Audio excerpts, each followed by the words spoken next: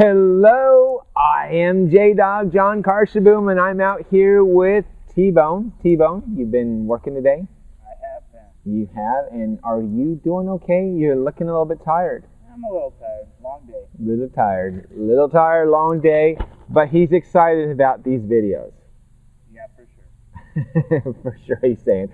Hey, let's say hello to some new fans. Jim Lawrence. Jim, that is a cool pick. How did you do that? I'm very curious. So, and Mary Forster,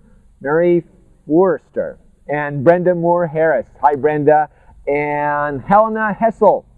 Helena, I love your favorite quote, and if I may borrow it for a moment. Ever since happiness heard your name, it's been running through the streets trying to find you. That was by Hafiz. Hafiz, I don't know his first name, but there's a Hafiz out there that had that great quote. Anyway, thanks for letting me borrow that, guys. And also, welcome. Hopefully the show is useful to you. So, hey, I want to talk about a term, because I get this term asked of me frequently, and I want to kind of define it, because it's about Oregon natives or natives. I like native plants. I want natives. Do you have a native section? And natives can mean different things to different people. And so I want to kind of get you thinking in those terms. Now, some folks ask for natives, and they're asking for what was originally here, some plants that go back far in the, the Indian days, and say, well, what was originally native to this area, and search those plants.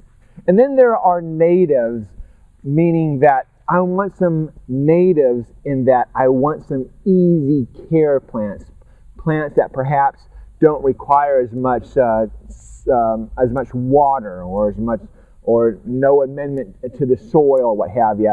So, or no trimming. So that's another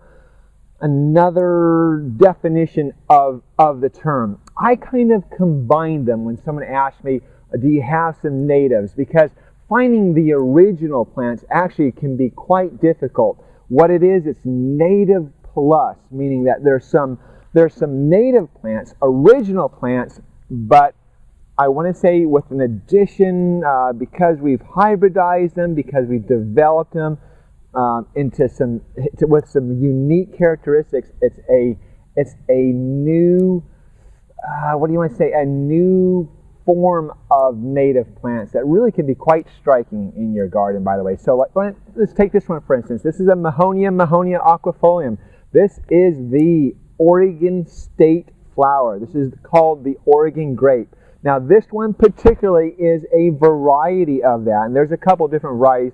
This one's called Orangey Flame, and the reason why is because it gets that orangey tinge to the leaves late in the season. Now, most of the Mahonias have this striking yellow bloom. It's very, very bright or deep yellow, and very easy care. This Mahonia can get large, so if you're looking for a large shrub, especially if you have a little bit of shade, it's a great one. Now, and just keep in mind, because I brought over another one. This is Mahonia aquifolium compacta, so it's a compact Oregon grape, much shorter, so it doesn't have. It also has that little tinge on their leaf, but not quite as striking as the Orangey Flame. So anyway, new option for you. Oregon native. I brought along another one too, just for the contrast in foliage. This is Polysticum, however you want to pronounce that term. Polysticum plumiferium, I think so. This is called a tassel fern.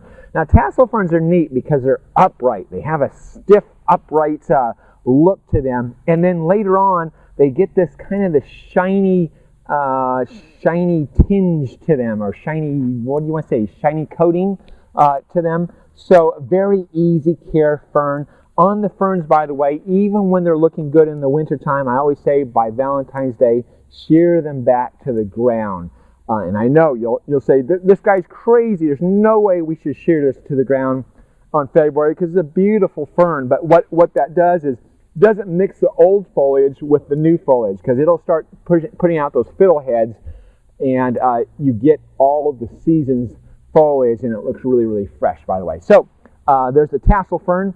And I also brought over this guy here. This is a Helioborus Helioborus, and this is Argutifolius. I brought this over because it just has that great contrasting silvery foliage that can work well in the late afternoon shade. This is called silver lace. So it's a Helioborus, or Helleborus, however you want to say it, a silver lace, silvery sheen. It does get that famous hellebore bloom on it. It's kind of that greenish white tinge to that. So anyway, those three plants together make up a nice little trio of Oregon natives. We can go into more of that, and we will, of course. But I just want to tell you that definition right from the get-go. So anyway, hope that helps. If it doesn't, here is your quote for today. Today, you are you. That is truer than true. There is no one alive who is youer than you. Thank you very much, Dr. Seuss. That's the show today, guys. Always live your passion. See me ride